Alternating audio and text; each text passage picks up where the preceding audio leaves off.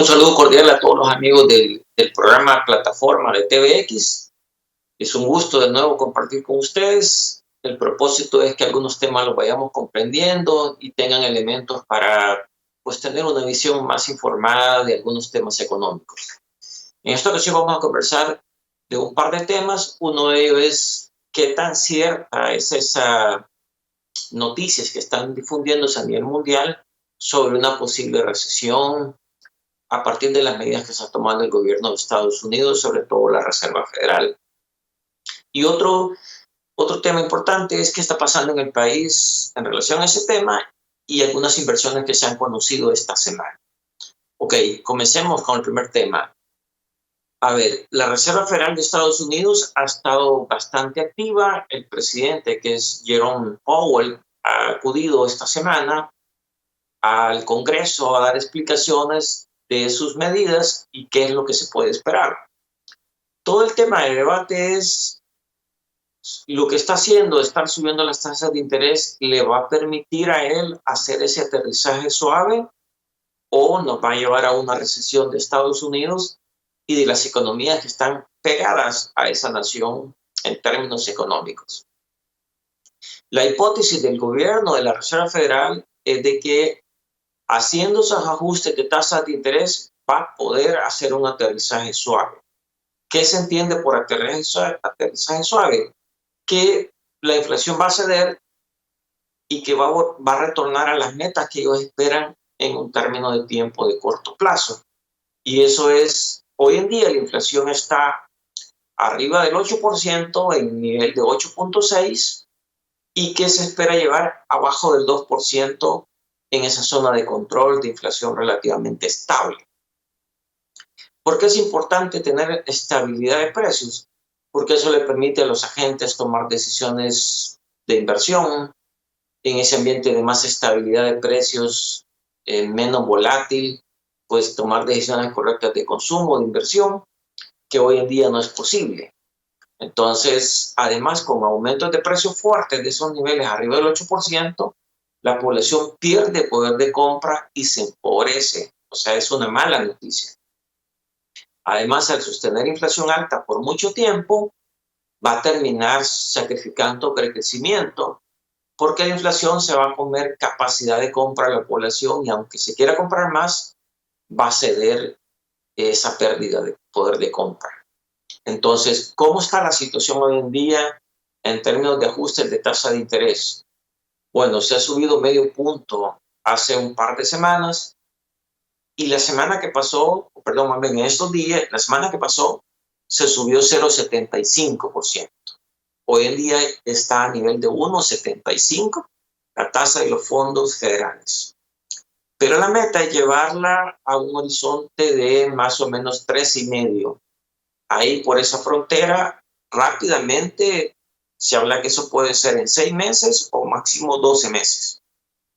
Ok, quiere decir que hay una disposición plena de acelerar esos ajustes en la tasa de los fondos federales con el fin de que la inflación pueda ceder y el mecanismo es con tasas de interés más altas, el consumo y la inversión tienen que ceder. ¿Por qué? Porque va a haber tasas de interés en el mercado más altas y además menor crédito y menor consumo y menor inversión. Es decir, el objetivo es recortar la oferta de bienes y servicios manipulando las tasas. La discusión está en que si eso va a ser efectivo y si se va a lograr en un tiempo razonable como para calmar las expectativas y los agentes se puedan tranquilizar. Bueno, eso es lo que se está jugando en los próximos meses de este año y que tanto se logra avanzar en dos sentidos. Uno, en aumentos de tasas. Dos, en que la inflación ceda. Y tres, en que ese ceder de la inflación permita que el crecimiento no se vaya a deprimir y que el crecimiento siga su ruta de crecimiento más lento, pero que no sea recesión.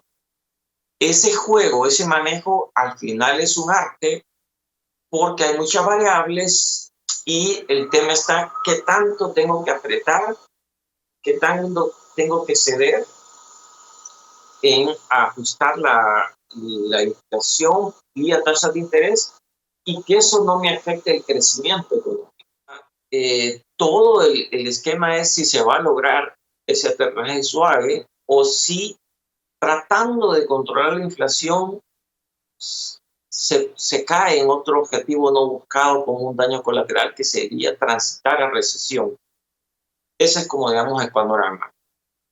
Hay muchas agencias como Moody's, como el Deutsche Bank, como JP Morgan, que son grandes bancos de inversión y de análisis de riesgo, y otras voces más como el economista Larry Sommer, que están ya adelantando que no va a ser posible que la inflación ceda, sino que lo más probable es que también para lograr ese objetivo se tenga que transitar a recesión. Eso sería un escenario no deseado. Eso sería una situación de que se está tratando de evitar, pero algunos ya lo ven como algo, un costo colateral, un riesgo inevitable. Esperemos que esas voces se equivoquen y que pese todo el esfuerzo de la Reserva Federal de transitar a un aterrizaje suave. ¿Por qué nos preocupa en el país que se experimente una recesión? Porque ese sería el caso de una situación en la cual nos pegaría a nosotros en empleo de salvadoreños en Estados Unidos y por lo tanto en menores remesas. Y además, al experimentar problemas de crecimiento en Estados Unidos, o sea, recesión, tendríamos menos demanda de nuestras exportaciones, menos ingresos para los salvadoreños, se pondría más lento en el país y probablemente también experimentemos recesión en ese caso. Además, consideremos que estos aumentos de tasa se traducirían internamente en aumentos de costos para las empresas y de tasas más altas para los créditos de consumo y de inversión. Y eso haría que algunas inversiones se difieran, se la piensen porque el panorama no está, hay certeza de cómo se va a conducir esa recesión y por lo tanto se pondrían las cosas un poco más complicadas en el país. Y con un gobierno que tiene dificultades fiscales para obtener financiamiento para cerrar el año, eso pudiera ser un escenario no previsto que le complique la película en los cálculos iniciales del gobierno, ¿verdad? Sobre todo que acordémonos que hay dos apuros este año. Uno es conseguir la plata para el financiamiento del bono de enero, más cerrar el año 22 en sus necesidades de financiamiento de fiscales de operación del año. En ese sentido, es un gobierno que está bastante débil y con un escenario negativo internacional pudiera ser un riesgo más allá de lo previsible que nos lleve a un terreno más complicado. Esperemos que eso, digamos, no se concrete y que la economía siga, digamos, sobre una situación más tranquila, con un escenario de que Estados Unidos sigue creciendo relativamente más lento, pero sigue creciendo, y que nosotros también seguimos creciendo, aunque a un ritmo más lento del previsto a inicio de año. De hecho, ya se hicieron ajustes en los crecimientos de las regiones del crecimiento mundial. Básicamente, cuando uno ve las proyecciones de crecimiento del mundo de enero y las de abril que hizo el Fondo Monetario y el Banco Mundial respectivamente, ambas ya le dan menos crecimiento al mundo y las regiones. Y El Salvador ya se le hizo un ajuste de más de un punto. Estábamos previendo crecer 3,5, hoy ya se habla de más o menos 2%. Así que eso sin poner elementos de un escenario de recesión, sin poner tasas de interés más altas, sin poner bajas de remesas, sin poner bajas de exportaciones. Ya se hizo bajar el crecimiento en las proyecciones un punto. Ok. Las novedades de la economía interna. Esta semana han habido dos sorpresas. En términos de inversión son dos nuevos efectos ahí de inversión pública. Uno es que se asignó $12 millones para construir la primera etapa del aeropuerto de Oriente. una inversión pública de esa magnitud siempre va a ser una buena noticia. Y la otra es que también se ha develado, hay imágenes, fotos, etcétera, de que se está construyendo un penal en San Vicente. Es otra inversión más. No sabemos la magnitud, pero digamos que también una inversión entre 10, 15 o 20 millones de dólares. ¿Cuál es la parte, digamos, no tan buena noticia? Uno es, en el caso del aeropuerto, no sabemos el monto total, tampoco el del centro penal que se está construyendo. No sabemos de los impactos ambientales ni las medidas remediales. Tres, el aeropuerto es una inversión más compleja. No tenemos conocimiento de la viabilidad de ese proyecto. En concreto, cuáles los vuelos mínimos para que ese proyecto sea viable. ¿Cuáles deberían ser los vuelos por año en los primeros 5 años? ¿Cuáles son esos ingresos esperados de esa inversión? Y lo más importante, ¿en realidad hay una demanda para hacer un número de vuelos por día razonable en todo el año? Y lo otro es, ¿qué va a pasar con el funcionamiento del aeropuerto de Comalapa, denominado Monseñor Romero, después con ese nuevo aeropuerto? Es decir, las líneas aéreas que tienen un vuelo, por ejemplo, San Salvador, Washington. Va a ser San Salvador, Washington, Comalapa, y después va a ser Comalapa, aeropuerto del Pacífico. Es decir, va a ser 2 paradas en el país. Yo no sé si ustedes han tenido la oportunidad de volar, pero cuando se toma la ruta del vuelo, por ejemplo, entrando por la Unión, en 5 a 7 minutos ya está aterrizando ahí en Comalapa. ¿Qué significa eso? Que es curioso que en un aeropuerto usted emprende el vuelo y inmediatamente está aterrizando, porque hay costos de operación que hacen más caro ese despegue y aterrizaje en esos tramos de minutos. Es decir, no sé qué tan razonable es para una línea aérea hacer 2 paradas en un país, porque hay costos de operación y de combustible. Entonces, y además, si la demanda lo amerita, eso no estoy seguro que exista demanda. ¿Por qué eso lo digo? Porque nosotros tenemos ya una experiencia desafortunada de tener 2 puertos en una área tan corta sin tener los flujos de demanda. A ver, conversémoslo, pensémoslo.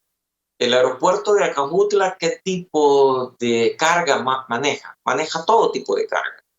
Granel, o sea, granos básicos, líquidos, todo lo de petróleo y derivados, y toda la carga de contenedores. O sea, que es un multipropósito el puerto.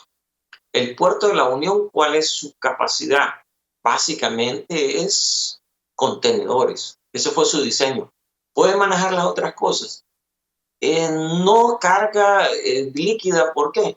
Porque no tiene tanques de recepción. Diferente es lo de granel, pudiera ponerse bandas, etc. Pero, ¿qué significa eso? Tenemos nosotros la capacidad de mover contenedores, otros 2 millones de contenedores para que los mueva el otro puerto y los 2 puertos sigan funcionando. No. ¿Qué pasa con los costos de transporte? El costo de transporte de las zonas de producción locales para exportar e importar carga están muchas entre Sonsonate y San Salvador. Y otras están en toda la parte residencial de San Salvador, toda la parte del Plan de la Laguna, y hay zonas francas, San Bartolo. ¿Tendrá sentido mover esa producción desde aquí hasta la Unión por contenedor, transporte terrestre? No, los costos salen más caros que llevarlo a Acajutla. Entonces, ese tipo de cosas, por ejemplo, el aeropuerto en esa zona que está supuestamente iniciando la construcción, ¿quién va a poner los costos de las carreteras para llegar hasta ahí? O sea, hay inversiones complementarias, hay que poner energía, hay que poner sistema de agua potable, hay que poner manejo de otras fuentes de desarrollo. Es decir, un aeropuerto no es solamente estirar la plancha de aterrizaje, la pista. No, requiere muchas cosas más complementarias. Y es desafortunado y lamentable que no se entregue la información mínima para un proyecto tan importante. Y lo peor, sin transparencia hay mayor riesgo de que se haga mal manejo de los fondos públicos. Lo que no queremos es otro elefante blanco en Oriente. Hay que decirlo con todas sus letras. El puerto de la Unión es un elefante blanco.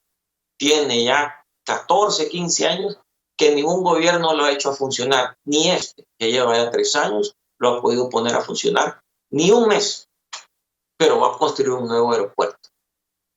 El desarrollo lo necesita el país, infraestructura, pero infraestructura eficiente.